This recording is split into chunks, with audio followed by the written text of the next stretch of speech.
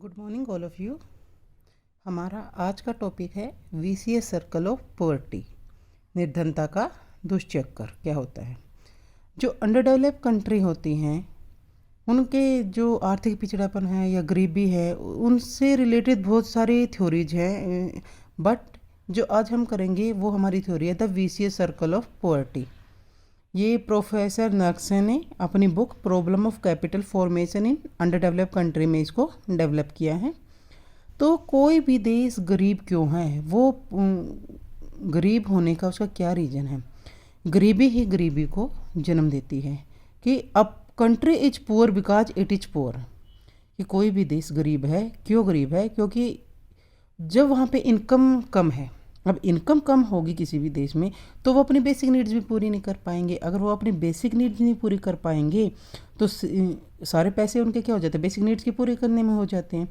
तो वो सेविंग नहीं कर पाते, सेविंग नहीं कर पाएंगे तो इन्वेस्टमेंट नहीं होगा, इन्वेस्टमेंट नहीं होगा तो आगे प्रोडक्शन नहीं होगा, प्रोडक्शन नहीं होगा तो लोगों को काम नहीं मिलेगा, काम नहीं मिलेगा तो उनको इनकम भी नहीं मिलेगी। इसलिए जो वीसीएस सर्कल ऑफ पॉवर्टी क्या है वो खुद ही गरीबी को जन्म देती है और हम उसी चक्कर में फंसे रहते हैं। जो अल्प विकसित अर्थव्यवस्था है, जो अंडर डेवलप कंट्री हैं, वहाँ उसका गरीब हो, जो अंडर डेवलप रहने का उनका कारण क्या है? क्योंकि जब हमारे पास जो भी हम पैसा कमाते हैं उसको हम अपनी ज़रूरतों को पूरा करने में लगा देते हैं और आगे हमारे पास इन्वेस्ट करने के लिए कुछ भी नहीं बचता है। तो ये होता है वीसीएस सर्कल ऑफ पॉवर्टी। इसके फीचर्स हैं, वही फीचर इसकी क्या कि गरीबी का वही रीजन है और वही उसका रिजल्ट है। सर्कुलर फ्लो में चलती है, जहाँ से स्टार्ट होती है गरीबी से शुरू होते हैं और गरीबी पे ही जाके वो ख़त्म हो जाती है। गरीबी का अगला लेवल भी क्या होगा, पॉवर्टी का अगला लेवल भी क्या है, पॉवर्टी ही होगा। क्यों? क्योंकि गरीबी, पैसे तो आपके पास है नहीं, पॉपुलेशन बढ़ती जा रही है तो इसका जो परिणाम है वो और भी ज़्यादा खतरनाक हो सकता है। कंटिन्यूस प्रोसेस है, हमेशा ही चलता रहेगा, गरीबी कभी भी कम नहीं होगी। नेगेटिव फैक्टर है कि कम आय से होता है कि जब इनकम कम है, नेगेटिव फैक्टर है एक तरह का, गरीबी शुरू होती है कम आय के कारण। तो जो वीसीएस सर्कल ऑफ पॉवर्टी है उसके डिफरेंट एस्पेक्ट्स हैं जो वीसीएस सर्कल पॉवर्टी से रिलेटेड। एक है आपका supply side of vicious circle of poverty, यानी कि पूर्ति दुष्चक्र का पूर्ति पक्ष, सप्लाई साइड। सप्लाई साइड में क्या होता है कि जब आपकी इनकम कम है, इनकम क्या है आपकी लो है, इनकम कम होगी तो सेविंग भी क्या होगी आपकी कम होगी। सेविंग कम है तो आपने सारे पैसे क्या कर दिए, कंजप्शन के ऊपर खर्च कर दिए, आप आगे इन्वेस्टमेंट नहीं कर पाओगे। इन्वेस्टमेंट नहीं कर पाओगे तो प्रोडक्शन नहीं होगा, प्रोडक्टिविटी नहीं होगी, प्रोडक्टिविटी नहीं होगी, लोगों को काम नहीं मिल रहा तो उनको इनकम नहीं मिलेगी। तो जो सप्लाई साइड जो आपका एस्पेक्ट्स है वीसीएस सर्कल ऑफ पॉवर्टी का, लो इनकम लो सेविंग, लो सेविंग लो इन्वेस्टमेंट। अगर लो इन्वेस्टमेंट है तो प्रोडक्टिविटी भी क्या होगी, लो ही होगी, उत्पादन नहीं होगा, जिसके कारण लोगों को आय नहीं मिलेगी, इसलिए इनकम भी क्या होगी कम ही रहेगी। इसलिए लोग सिर्फ यहाँ पे अपनी बेसिक नीड्स ही पूरी कर पाते हैं, उनके पास जो पैसा होता है वो सेव नहीं कर पाते, सेविंग नहीं होती तो आगे इन्वेस्ट नहीं होगा, इन्वेस्टमेंट नहीं होगा तो कैपिटल फॉर्मेशन भी नहीं होगा, पूंजी निर्माण नहीं होगा। तो इसको बोलते हैं हम वीसीएस सर्कल ऑफ पॉवर्टी का सप्लाई साइड एस्पेक्ट्स जो आपका। फिर होता है आपका डिमांड साइड, कि demand side of vicious circle of poverty और vicious circle of low demand, यानी डिमांड भी कम होगी। अब इनकम कम है लोगों की तो लोग क्या करेंगे, मांग कम करेंगे ना, क्योंकि उनके पास पैसा ही नहीं है। अब पैसा नहीं है वही फिर डिमांड कम है तो मांग ही कम है तो सप्लाई नहीं होगी, सप्लाई तो इसका रीज़न है क्या होगा कि वहाँ इन्वेस्टमेंट भी कम होगी, इन्वेस्टमेंट कम होगी, प्रोडक्टिविटी कम, उत्पादन कम, इनकम कम। यानी दोनों केस में हम क्या देते हैं, लो इनकम के लेवल से हम शुरू होते हैं और उसी लेवल पे हम जाके दोबारा से पहुंच जाते हैं। तो मैंने पहले ही कहा था, इस चैप्टर में पहले ही बताया था कि गरीबी ही गरीबी को जन्म देती है, कि हम इसी चक्कर में फंसे रहते हैं। तभी तो इस चैप्टर का नाम ही क्या है, वीसीएस सर्कल ऑफ पॉवर्टी। यानी एक देश गरीब है तो वो गरीबी के ही चक्कर में फंसा रहता है, उसके पास इतना पैसा नहीं हो सकता ताकि वो वहाँ पे उसको इन्वेस्ट करके कैपिटल फॉर्मेशन कर सके। थर्ड आता है इसका विशियस सर्कल ऑफ बैकवर्डनेस, यानी पिछड़ेपन का जो बैकवर्डनेस का उसका भी एक रीजन क्या है, यही सेम चीज़ें कि इनकम कम है, इन्वेस्टमेंट जो आपकी फिजिकल और ह्यूमन कैपिटल है वो भी स्किल्ड नहीं हो पाती, उनको जब उनको एजुकेशन ही नहीं मिलेगी, पॉपुलेशन रेट तो बढ़ता जाता है, इनकम कम रहती है, तो आपकी जो लो इन्वेस्टमेंट इन फिजिकल और ह्यूमन कैपिटल कि इन सब चीज़ों में इन्वेस्टमेंट कम होगी तो लोग स्किल्ड नहीं होंगे तो वो काम अच्छे से नहीं कर पाएंगे। अगर उनके पास पैसा नहीं है तो क्या हो गया, एजुकेशन अनएम्प्लॉयड रह गई, उनकी हेल्थ अच्छी नहीं होगी या एजुकेशन लो होगी, ये सारी चीज़ें कम होने के कारण फिर उत्पादन के ऊपर भी इफ़ेक्ट पड़ेगा। लोग प्रोडक्शन में कैसे, मतलब जब उनको नॉलेज ही नहीं है किसी चीज़ के बारे में, बैकवर्डनेस है, उनकी हेल्थ अच्छी नहीं है, तो वो कैसे किसी को टीच कर सकते, कैसे अच्छे एजुकेशन दे सकते हैं। तो जो इनकम का कम होना कि विशेष सर्कल ऑफ बैकवर्डनेस है, जो पिछड़ेपन का एक रीजन है, क्या गरीबी कि low income is a reason of backwardness. ये थे 3 एस्पेक्ट्स थे आपके किसके, विशेष सर्कल ऑफ पॉवर्टी के, supply side, demand side and vicious circle of backwardness.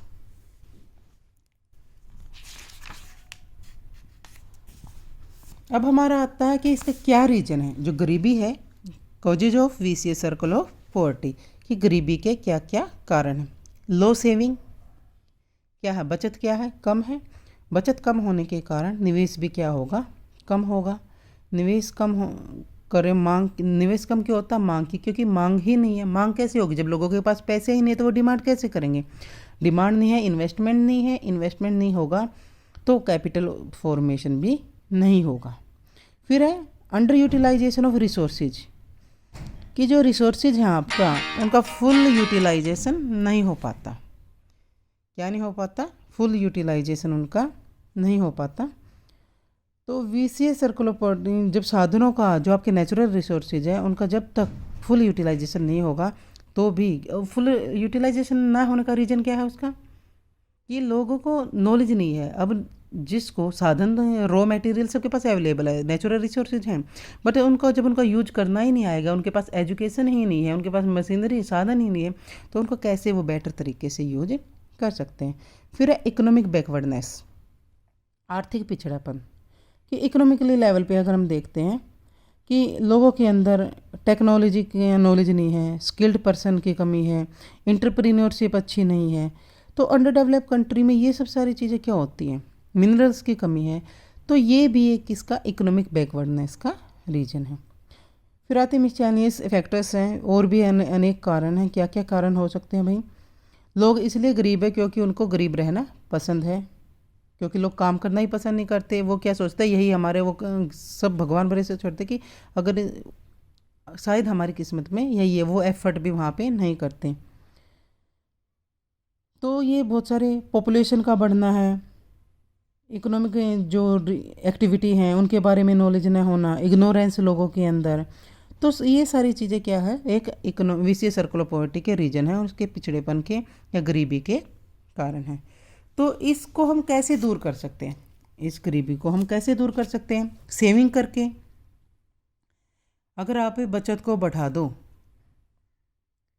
Saving बढ़ेगी तो आप उस सेविंग से क्या कर सकते हो भाई, तो उससे सेविंग के द्वारा आपके जो पैसे आएंगे उसको आप कहीं भी कोई भी चीज़ खरीदने के लिए या कहीं भी आगे इन्वेस्ट कर सकते हो, ताकि आगे जाके इन्वेस्टमेंट करोगे तो लोगों को काम मिलेगा, काम मिलेगा तो इनकम भी बढ़ेगी।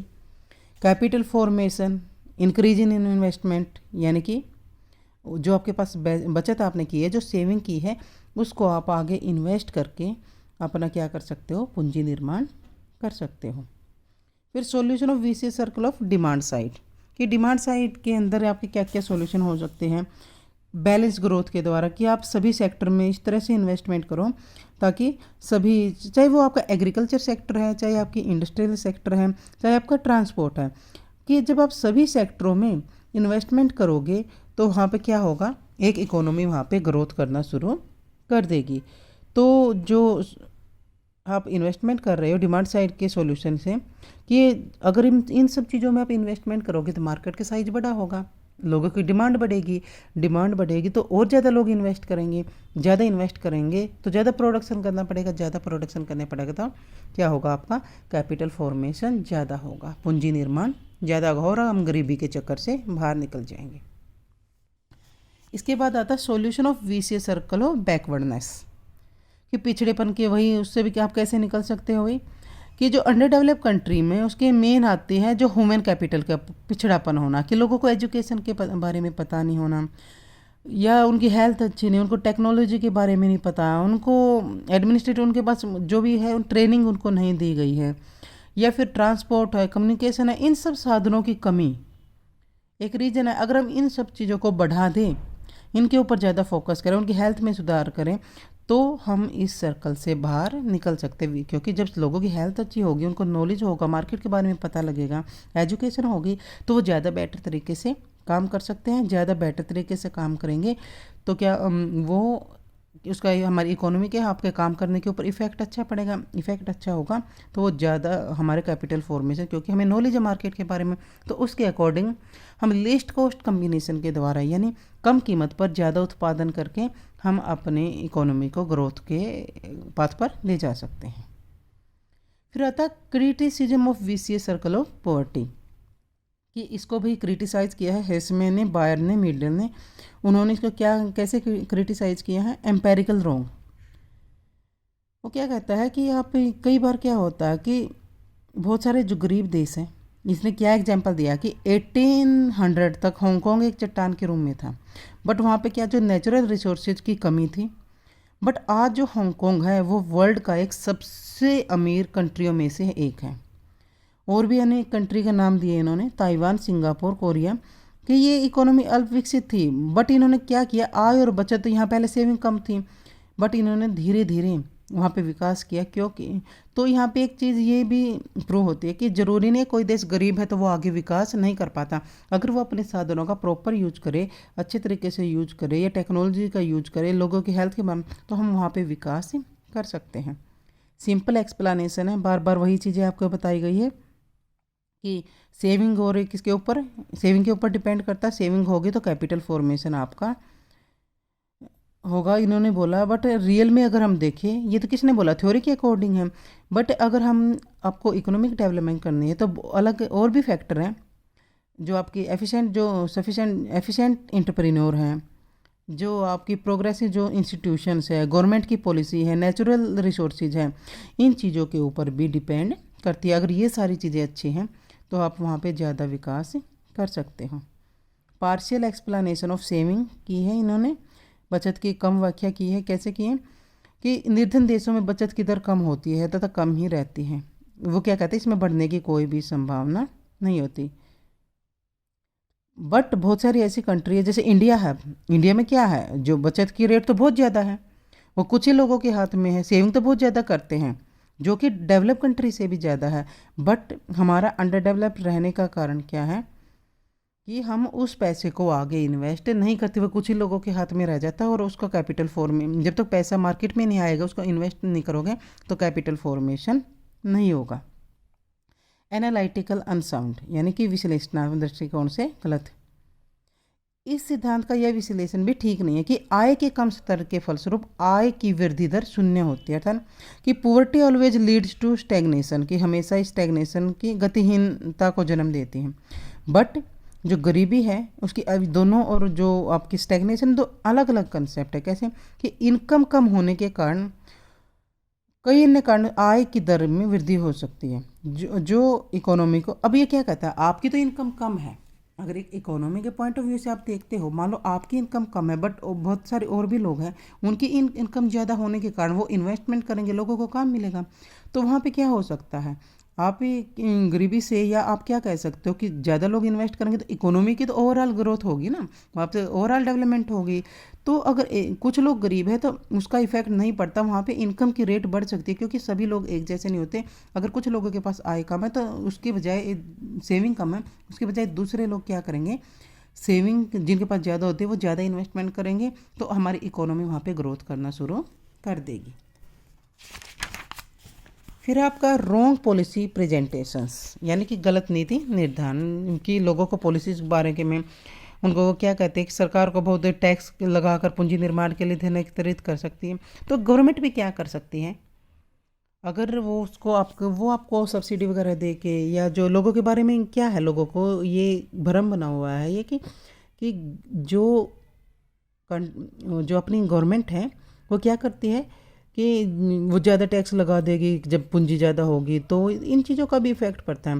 पर गवर्नमेंट क्या करती है, हमें फाइनेंशियली हेल्प कर सकती है, सब्सिडी दे सकती है, या बहुत सारे इंस्टीट्यूशंस होते हैं। तो ज़रूरी नहीं है कि अगर आपकी अंडर डेवलप कंट्री है, कोई भी देश गरीब है तो वो विकास नहीं कर पाता। अगर ये चीज़ें अवेलेबल हो जाए, गवर्नमेंट उनकी हेल्प करे या विदेशों से सहायता ले, तो भी हम वहाँ पे विकास कर सकते हैं। Unrealistic assumption of circular process, कि ये भी एक अनरियलिस्टिक अजम्पशन है कि कम इनकम है, कम सेविंग है, कम इन्वेस्टमेंट या लो प्रोडक्टिविटी, कि ये चलता रहता है। और यही चीज़ गरीबी को, किसी भी गरीब देश को गरीब ही बनाए रखती है। बट रियल लाइफ में ऐसा नहीं होता, क्योंकि आय के कम होने के कारण और भी अन्य जो फैक्टर हैं जो हम निवेश को बढ़ा सकते हैं। कैसे, जैसे कि निर्धन अरब देश हैं, बहुत सारे गरीब है, पेट्रोल की खोज से कि वहाँ पे पहले तो क्या होते थे, बिल्कुल गरीब होते थे ना, जो अरब की जो कंट्री होती हैं। बट उन्होंने क्या किया, वहाँ पे पेट्रोल की मिला उनको, तो उसके कारण वो क्या हुआ, वो देश बहुत ज़्यादा अमीर हो गए। जर्मनी और जापान है, वहाँ भी बहुत सारी ऐसी जो इकोनॉमी थी, वहाँ भी इकोनॉमी क्या होती, बिखरी हुई थी। तो लोगों ने इंटरप्रेन्योरशिप के कारण, या सरकार ने उनके लिए जो पॉलिसी बनाई उनके कारण, कि कैसे विकास करना, किन सेक्टर में करना है, तो वो देश बहुत ही तेज़ गति से प्रोग्रेस कर रहे हैं और इकोनॉमिक डेवलपमेंट उनकी बहुत ज़्यादा हो रही है। तो ओवरऑल ये क्या कहना चाहता है कि आप गरीब हो तो हमेशा गरीब ही नहीं रहेंगे। डिपेंड करता है कि आपकी गवर्नमेंट है, या आपका नॉलेज है, या लोगों का की स्किल्ड है, कैसे वो काम करते हैं, या डिमांड क्या है, उनके अकॉर्डिंग हम क्या कर सकते हैं, हम गरीबी के चक्कर से बाहर निकल सकते हैं। इसलिए जो ये नर्स ने कहा कि एक देश गरीब ही रहेगा, ज़रूरी नहीं है कि कोई कंट्री पुअर है तो वो हमेशा पुअर ही रहे, वो उस सर्कल से बाहर आ सकता है।